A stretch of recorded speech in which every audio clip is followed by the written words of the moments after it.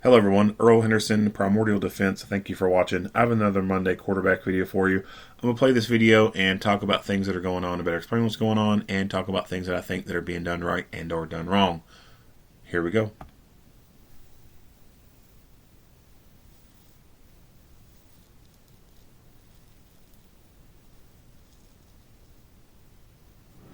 Hello, I'm Sergeant F. Alright, we'll skip this part. Include Taggart sealed language. Hello, I'm Inspector Paul Lau with the Milwaukee Police Department Criminal Investigation Bureau. In this community briefing, I'm going to share information regarding an officer-involved shooting which occurred on Thursday, August 11th, 2022 in the area of South 19th Street and West Greenfield Avenue. At approximately 5:05 p.m., Milwaukee police officers were conducting a narcotics investigation on the 1800 block of West Greenfield Avenue when they observed two individuals engaged in a suspected drug transaction. One of the individuals was observed with a gun in his waistband.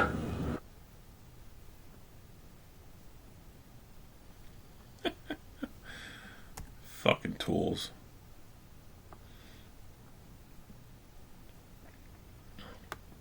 So this is realistically no different than the dumb fucks who are lawful people who are not engaged in criminal bullshit, like some regular gun people, not all gun people, but some gun people who do this open carry shit. The criminal people who engage in criminal stuff, they sometimes do that same kind of shit. So this dude knows that this is not fucking concealed. Like his pants, I don't even think he's got a fucking belt on. Let's replay that. Yeah, it don't even look like he has a belt on his pants. With a gun in his waistband. Yeah, no belt. The shirt doesn't even go down to conceal it. So this motherfucker knows what he's doing. He knows he is displaying that thing for other people to see. So that's no different than one of those regular gun people who open carries. Open carry is dumb. It really is.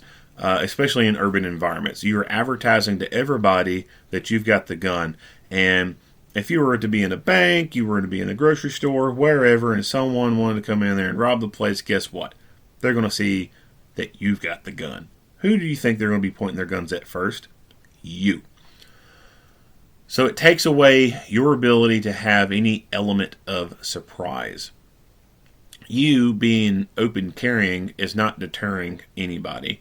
In fact, it is bringing unwanted attention to you. And that really depends on the urban area itself, or how urban it is. Smaller towns, yeah, you could probably get away with it. You go out in the country, it's a rural area, it's a small town, you walk around with an open carry gun. People who are local are not going to think much of it, right? As you start going to towns with higher populations, there's less country people there, they're going to start taking notice of that. They're going to be looking, they're going to be staring, and then as you start growing in population, there's going to be some people who will act fucking stupid about it, and they'll call police, and they'll say, there's a guy with a gun. And all you're doing is open carrying around with your gun. You got your gun in the holster, you ain't got it out or nothing. But there are enough fucking crazy people in some of these larger towns, they will call the police and say that there's a guy with a gun. And what happens? The police come to you. And they don't know what's going on. All they know is they've got a call about a man with a gun. So how do you think they're going to approach it? They're not going to be coming up most of the time being all super nice to you and everything. They're going to be thinking there's something going on. So as you go into larger cities, you increase the risk of unwanted attention.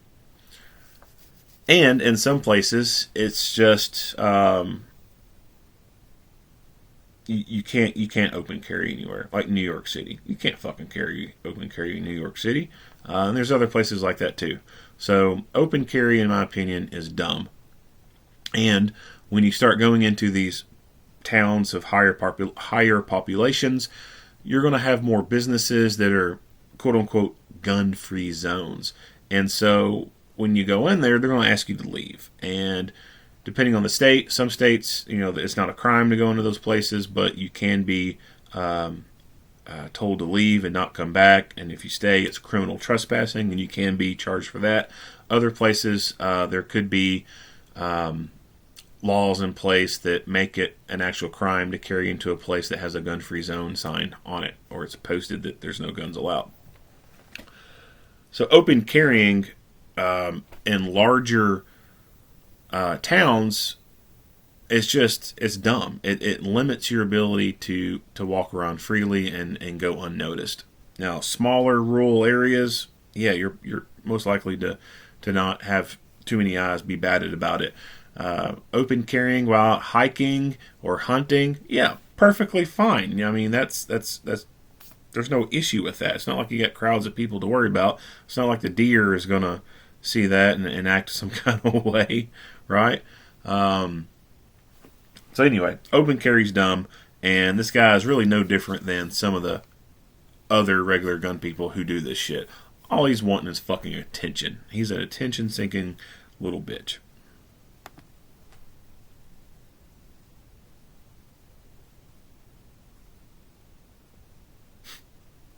Stupid. Uniformed officers approached the armed suspect, at which time the suspect fled on foot and a foot pursuit ensued. Shortly after the foot pursuit began, the involved officer's body camera fell off. The following video will show the involved officer's body camera and the body camera of the involved officer's partner who was following behind. All right. So the right camera is what we're going to watch first, because this is the one that falls off early. So we'll watch this one to the point it falls off, and then we'll replay and we'll go back to the camera on the left. But focus on the right side of the screen first. What's going on, bro?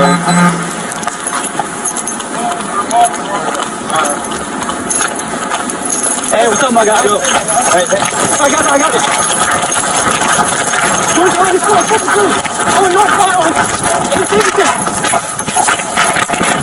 And camera falls off pretty short into the pursuit. I suspect that he was probably using a magnetic mount. This is one of the reasons why I do not recommend magnetic mounts for body cameras. They're just complete trash. Any hard movement, like running, that's a lot of hard impacts there, a lot of moving around. That can cause the damn thing to fall off.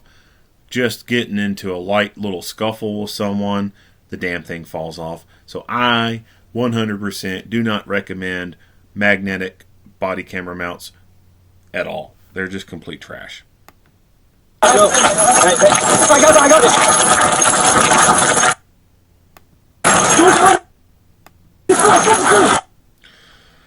I might not be able to pause it just right, but I got it.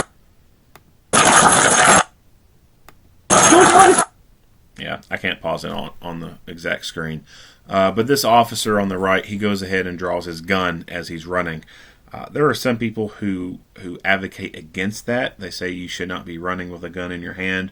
I kind of get their mindset and what they're talking about. However, at the same time, I think it's an acceptable practice to do. It does not take much effort for the person in front of you to just simply take that gun and point it back in your direction and start shooting. And if your gun's already holstered, that's just extra time to be able to get it out.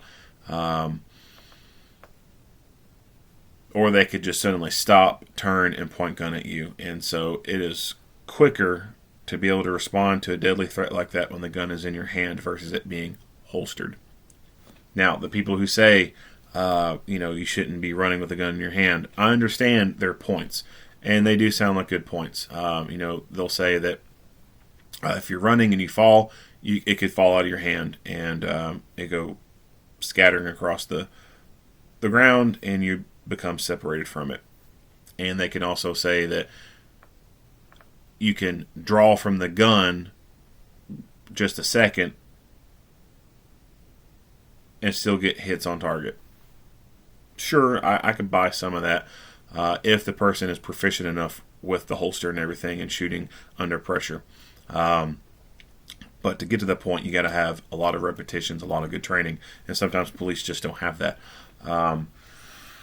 So the only big thing that I could agree with the people who say that you shouldn't be running with a gun in your hand is if you do trip and fall, there is a higher chance of it possibly falling out of your hand.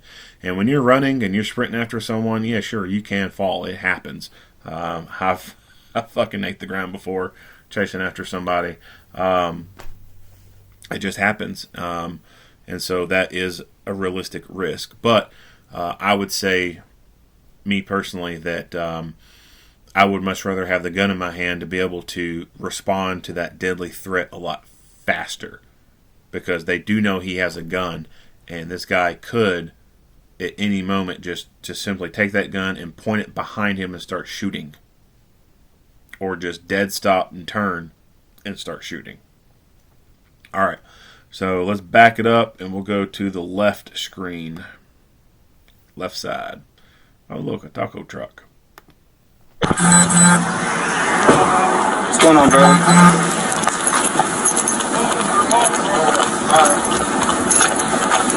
Hey, what's up, my guy? Yo. Hey.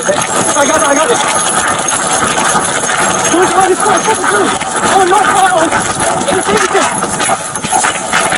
that wants to add it.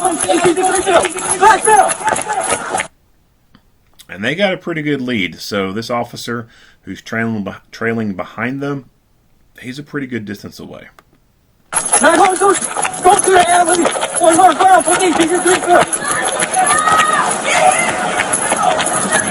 He takes the person green floor down, now he takes the green floor. One more time.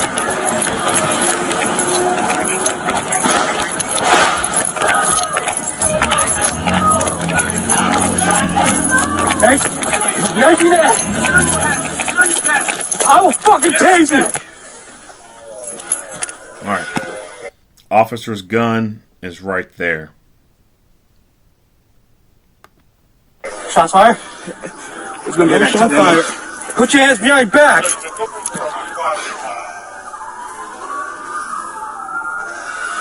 There's the suspect's firearm. Are we gonna be 1306 South 19th Street? One in custody. Got one firearm recovered. You shoot? No, I didn't. You? Get the sergeant. Get a sergeant over here. As the officer attempted to take the suspect into custody, he discharged his service firearm, striking the suspect in the foot.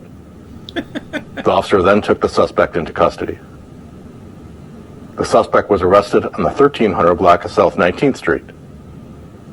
The suspect's firearm and a quantity of cocaine were recovered.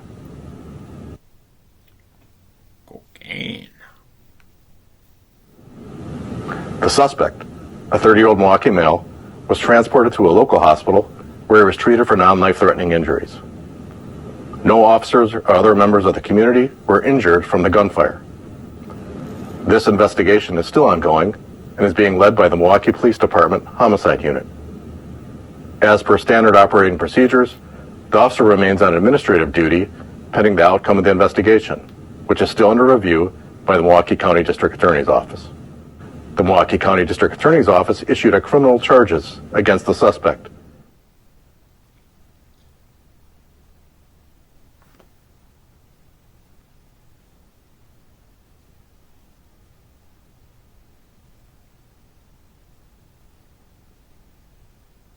All right. So this is pretty much,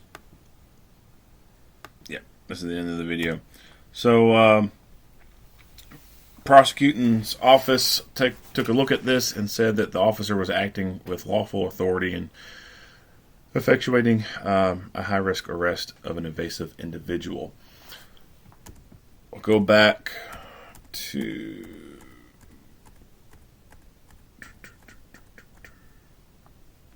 this point. One in custody. Got one firearm recovered. You shoot? No, I He asks him if he shot. He said no. You? didn't. Get the sergeant. Get a sergeant over here. As the officer attempted to take the suspect into custody, he discharged his service firearm, striking the suspect in the foot. So that makes me think that this was a negligent discharge. It makes me think that the officer had his gun out while he made contact with the suspect, attempting to gain control over him, and round went off and struck the suspect in the foot. So the officer, based off way this reads and everything, it does not make me think the officer made that conscious decision to shoot. If he did, then he chose a poor area to be shooting at. Like, he should have been going for center mass or for the snot box, not a foot. So it just sounds like to me that this shooting was unintentional. It makes me think that his finger went on the trigger inadvertently, and he negligently discharged a round from the gun during this struggle, trying to take this guy into custody. Negligent discharges are bad. We don't want those to happen. However, his saving grace in this incident is the fact that this dude is a fleeing felon who is armed. Right? He already had, in my opinion, the legal justification to use deadly physical force against this guy. He just restrained and chose not to do it. And so because it was a situation that he would have had justification to use deadly physical force, just because it did end up happening, the prosecuting's office is saying he's in the clear. Because he would have had justification anyway to go ahead and fucking blast this dude. Now, internally, as far as the department goes, the department may say, hey, you fucked up. Like, you put your finger on that trigger when you were not ready to shoot. That's against our training. We're going to hold you responsible for that. They could do that if they wanted to. Don't know if they did or not, but that's most certainly possible. Now let's go to this. So suspect's gun. Excuse me, hold on.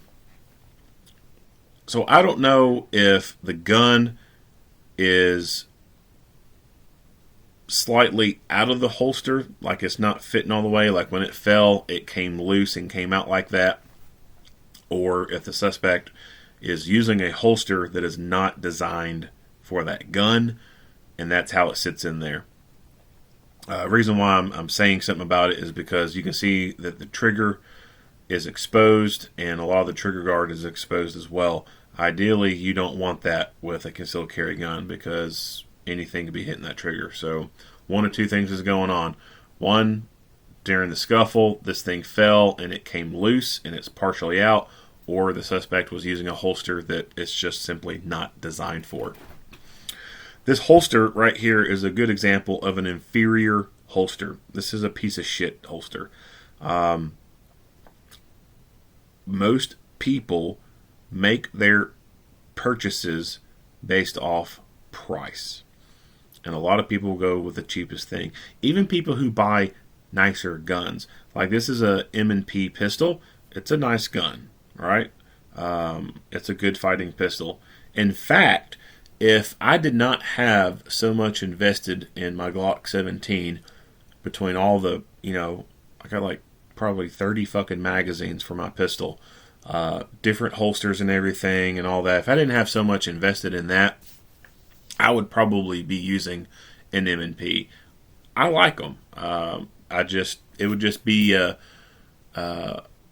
financial burden, so to speak, to make a transition from Glock 17 to an M&P and have to change all my gear over, and then buy the magazines for the gun, the amount of magazines that I want for the gun, to my current level that I got with my Glock. Like I said, I got probably 30 something magazines for my Glock pistol.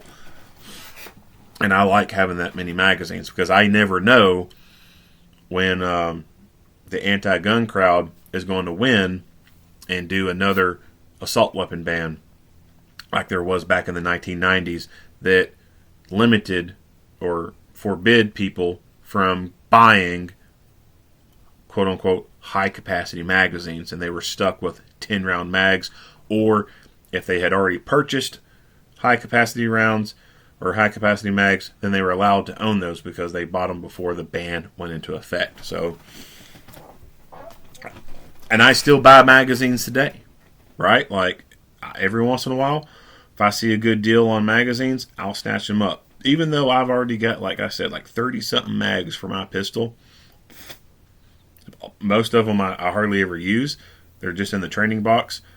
I still continue to buy magazines because magazines are disposable. Same with rifle mags. I don't know. There's no idea how many rifle mags I got. Hell, I got a box sitting in my office right now, unopened. I got rifle mags in it. I saw a good deal for them. I snatched them up. Because like I said, I have no idea when the anti-gun crowd is going to get a win and cause a new semi-automatic assault weapon ban to go into effect like there was back in the 90s. And mags are disposable. So, anyway, I get in the rants. This holster is shit. This clip design right here is complete shit. This is not a good concealed carry holster. And like I said, a lot of people will base their purchases based off price. And they will buy the cheapest shit they can. And it tickles me in a way. You'll see somebody go out and they'll get a nice, like, H&K pistol. And then they get the cheapest fucking holster for it. And usually if they go to the gun store and buy it, that's where they're going to get their holster from, is the gun store. As a general rule, I do not recommend buying holsters from a gun store because gun stores have to make a profit, and it's hard for them to make a profit when all that stuff is priced high and the profit margins are so low. The guns themselves, the profit margins are pretty low on guns, so the other things in the store is where they make a lot of profit from. And when they have a company, I don't know how it's pronounced, Tagua or something like that, those are cheap-ass holsters. They can buy a bunch of those and then put them on the shelf and mark them up just a little bit and make money off of those things. It is very difficult for a gun store to purchase a bunch of Safariland holsters, put them on the shelf, and then people buy those. One, there's not that much of a profit margin for them anyway as a dealer for those things. And then two, they know that people are less likely to pay $100 for a holster when they're probably most likely to buy the $20 to $50 holster. So that's why you see gun stores with the Tagua brand bullshit, like El Cheapo holsters like that, leather cheap fucking piece of shit holsters, Serpa holsters and Phobos holsters. That's why gun stores have that. They're cheap and they can make profit off of it.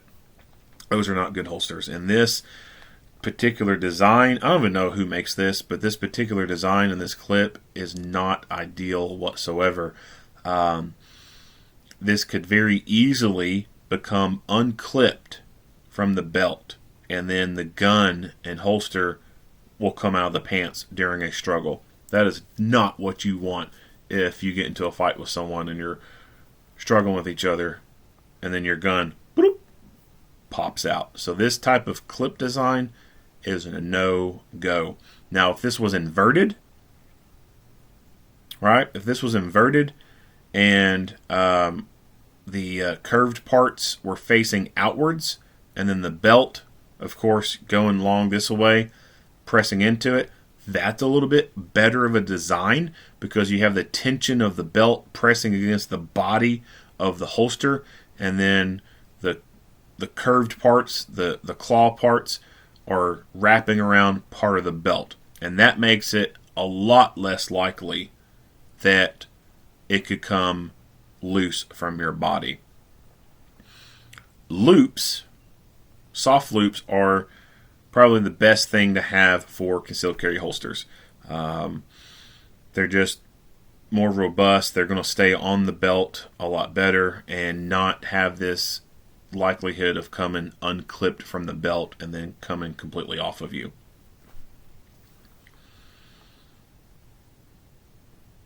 Or a holster that has slots in it, like a duty holster kind of thing, where you slide your belt through the slots of the body of the holster and it's anchored to you.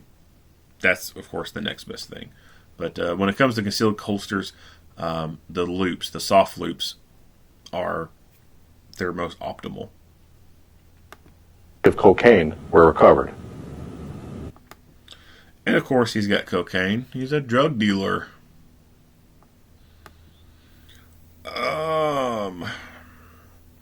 So he just has regular Full Metal Jacket rounds in here. That's another thing with criminals. They buy cheap, right? And this could have been also what was in it when he stole it.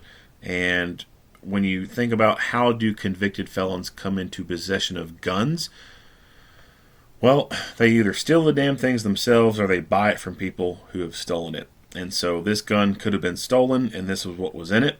Like the person who owned this previously could have just been like, all right, cool, I got this gun. I'll just, I'll buy this box of ammo. This box of ammo is the cheapest stuff to get. Full Metal Jacket is a lot cheaper than self-defense ammo. Self-defense ammo, you can get a 20-round box of rounds, 20 rounds, and it's going to be like $25 or more for it. So it's literally $1 a round, pretty much. Target ammo, Full Metal Jacket, obviously you can buy that a lot cheaper. And like I said, people buy based off the price. So even if they do buy a good gun that could be, between $500 and $600, they will still go for cheap shit to go with it. So this was either in the gun when it got stolen, or he went out and bought it, or had someone go buy it for him, and they just went with the cheapest stuff possible. Full Metal Jacket is not the most ideal thing to use. Of course, it's used a lot all across the world. It does work. Like, people die from it. However, self-defense ammo that is designed specifically in mind for shooting humans, that's what you want. It's going to be performing a lot better than just regular Full Metal Jacket. But these criminals, they don't understand that shit. They don't research ballistics. They don't research, anything. They just go by what's cheapest and or what they hear about.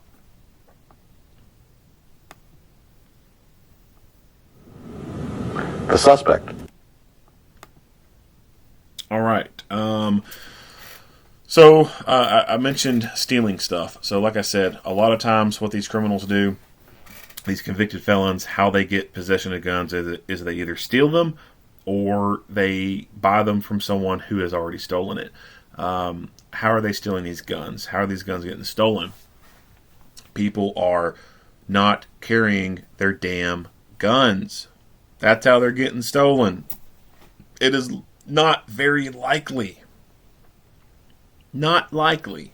It can happen, but it's not likely that someone's going to come steal the gun off of you. If you've got it on you and it's concealed, one, how the fuck do they know it's there if it's concealed? And then two, how are they getting it off of you? You should be fighting them at this point and preventing them from doing it. So if the gun's on you, it makes it a lot more difficult to steal. So why are people not having their guns on them? Bullshit anti-gun policies and laws. That's why people are not having their guns on them. People go to work. Most workplaces are gun-free zones. You're not allowed to have a gun at work. Go to the bank. Most banks are gun-free. Go to the post office. Places like that, they're gun-free zones. So what do law-abiding people do? They follow the rules. They don't take their gun into those places. So what do? They leave their gun behind. They either leave it at home or they leave it in their car. If they leave it at home, then chances are a lot of people who end up having their gun stolen from home, what they're doing is they're leaving the gun on the nightstand, in the nightstand, on the coffee table, in a drawer in the coffee table, sitting on the top shelf right there in the the closet, somewhere super simple, easily visible, accessible. And when they're gone from home for 8, 10, 12 hours out of the day at work or, out wherever, that gun is easily accessible to anybody who wants to break into that house. And it does not take a whole lot to kick in the door and break into someone's house. There's a shit ton of burglaries that occur every year all across the nation, all across the world. Your home is not that secure. While you're gone, anybody can kick in that fucking door. And if you leave your gun sitting on the nightstand or it's in the drawer of the nightstand, guess what? It's available for anyone to take. In your car, if you leave the gun in the center console, and I don't know of any car that has a center console that locks. To my knowledge, the overwhelming majority of all cars that have a center console do not have a lock on them. There may be a couple that do, but all the cars I've been in, I've never seen a center console that locks. So what do people do? They leave it in the center console. And then they walk away from their car. How easy is it to break into a car? Cars get broken into all the fucking time. All you gotta do is smash the window and open the door. And here's another one. Sometimes they don't even have to do that. Sometimes all they gotta do is open the door, because some people are very forgetful and they forget to lock their damn door. Criminals do what's called car hopping. They know that there are so many forgetful people out there, they forget to lock their fucking door. So what do? They just go walking around jiggling door handles and seeing which car is open and which one's not. Whichever one is open, they go in there and they start taking shit. And there's a lot of guns that get stolen just like that. There's some where they do break the window and they go in through the car and find stuff, and this is how guns are stolen.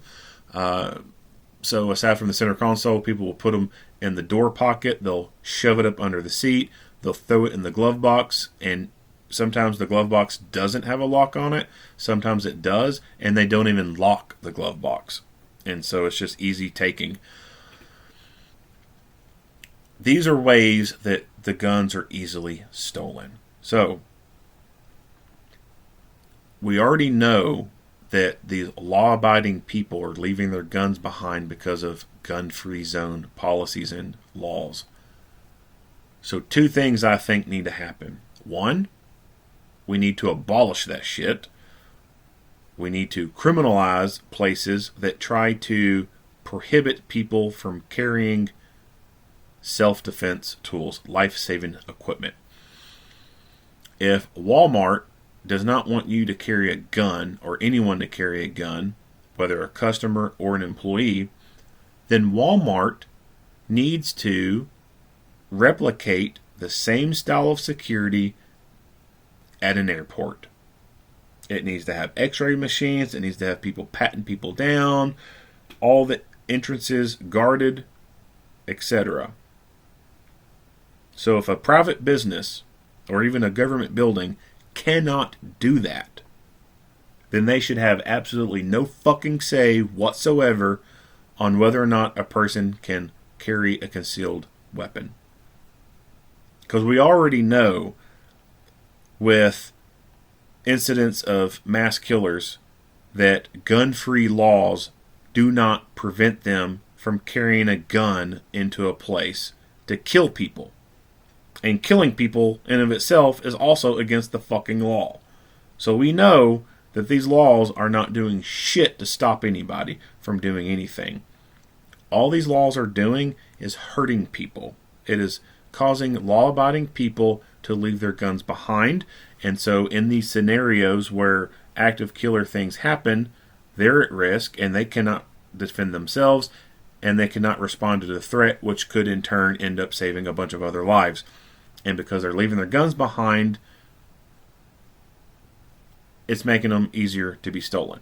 So, first things first, abolish fucking gun-free zones and penalize private businesses and governmental entities that try to do so, unless they can replicate the style of security at an airport where everyone is fucking scanned, x-rayed, patted down, etc. And there is a 99% chance that there's no guns making it through. And they have armed security on site to deal with any potential problems. Unless you can fucking do that, then you have no goddamn say in whether or not I should carry a gun. Now, with that being done, the second thing that I think needs to be done is safe storage laws. People who negligently leave their gun in the center console of their car need to be punished, because that is fucking stupid. That is wrong. You are negligently leaving that gun and making it easily accessible to criminals. That's no different than if you had very powerful painkillers and you just poured them out in a little saucer and left it on your coffee table, and you have a toddler in the house. Because that's essentially what you're doing with the gun. You're just taking very, very powerful painkillers, pouring them out in a bowl, and leaving them on the coffee table when you got a little kid in the house, knowing damn well that kid does not know what the fuck that shit is. That damn kid's going to think it's candy, and it's going to ingest it, and it's going to die. So safe storage laws need to be put into place that will penalize people who negligently leave their guns laying around that are easily accessible and operable to unauthorized people. That is one of the only sensible gun laws I can think of that could actually help reduce the amount of guns that make it out to the streets. Because we know the convicted felons aren't going out buying this shit. They can't. They can't pass a background check. So, with that background check being said, the other thing I think that would be very helpful is open up the NICS system for all citizens to be able to use. If Farmer Joe wants to sell his rifle to some other dude in a county over, then Farmer Joe should be able to utilize the NICS system, call in, give the person's info, and find out whether or not that person is able to buy a gun or is legally able to buy a gun. NICS says proceed with purchase, then Farmer Joe can sell the gun to the person that he doesn't know. Now, with that being said, that would also mean that a law would have to be passed that says all private citizens must do that. Like, you have to force people to use this system. That, I don't think, would be too oppressive. I don't think that would be too intrusive. I don't think that's affecting the Second Amendment any. We already do it with gun stores. I think that's an accepted practice because we don't want convicted felons, dangerous, violent convicted felons getting hold of guns, right? We don't want gangbangers going into the gun store buying guns. So I'm okay with gun stores who make a business selling guns having to do background checks on people. And I'm also accepting of the idea of forcing private citizens to have to use a background check system as well. It's already there. It's already in place. Why not let them use it? And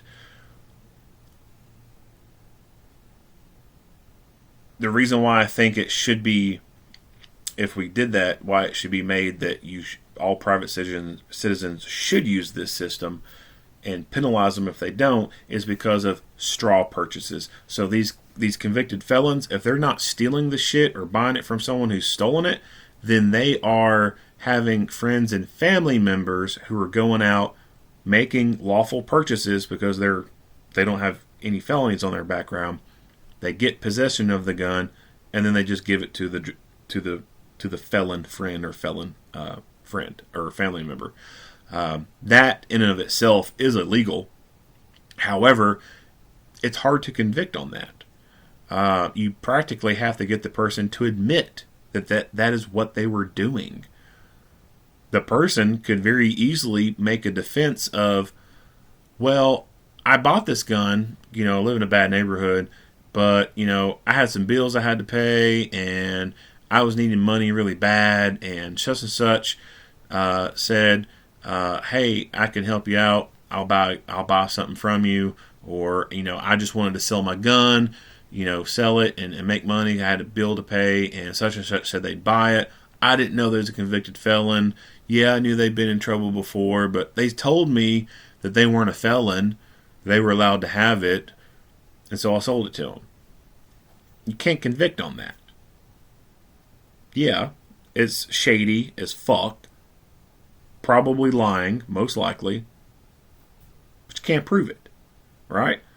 So if there was a law in place that said that private citizens had to use the NICS system, well, then that person could then be held accountable. They could be charged for allowing a dangerous felon to take possession of a firearm. And if a safe storage law was in place, then they couldn't come up with the excuse of, oh, it was just stolen, you know. Someone broke into my house and went through my nightstand. No. Safe storage law would have language in place that says if the gun is not on you, then it needs to be in a safe. And so then that person, those people who make it easy for felons to get guns, they can then start being held more accountable.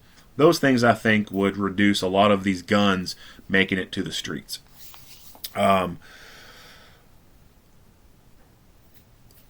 So going back to safe storage, if you're the type of person who leaves your gun in the center console, leave it in the door pocket, you shove it up under the car seat, you leave it at home on the nightstand, in the nightstand, whatever, you are an asshole. You are giving the anti-gun crowd more ammo, pun intended, to take our guns away. You're giving them more statistical data to use against us. All these stolen guns, these easily stolen guns from cars, are being added to the overall number of quote-unquote gun violence. Alright? Because when these felons and shit get these guns, they steal these guns, they don't add them to their collection. They don't add them to their safe and baby them. They go out and fucking use them in crimes. That increases the number of times of what the anti-gun crowd calls gun violence. So as these numbers start to increase, guess what? That hurts us. That gives other people who are kind of on the fence about stuff, it pushes them more to believe the anti-gun crowd, to go with their agenda and what they want. So if you believe in gun rights, if you believe in our ability to own guns and lots of many different types of guns, then you need to get your shit together and stop leaving your fucking gun in your center console. Your goddamn car is not a fucking holster. If your job has some bullshit rule against not carrying a gun, guess what? That is allowed versus able. Allowed versus able. You may not be allowed to carry that gun into work, but you are most certainly fucking able to. Does your work have security guards out front patting people down, having people walk through metal detectors? If not, then guess what? You can carry your gun with you.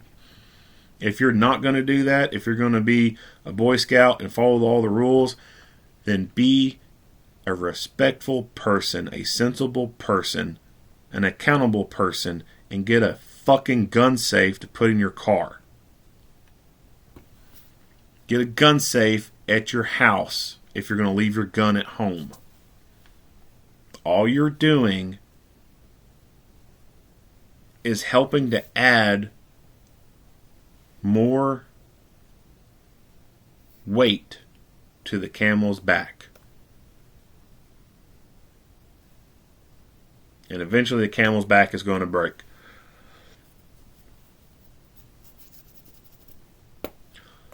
That's it. If you like what you hear and see, go ahead and give me a like and a share. If you haven't already, hit that subscribe button and stay tuned for more Monday quarterback videos. Earl Henderson, Primordial Defense, thank you for watching.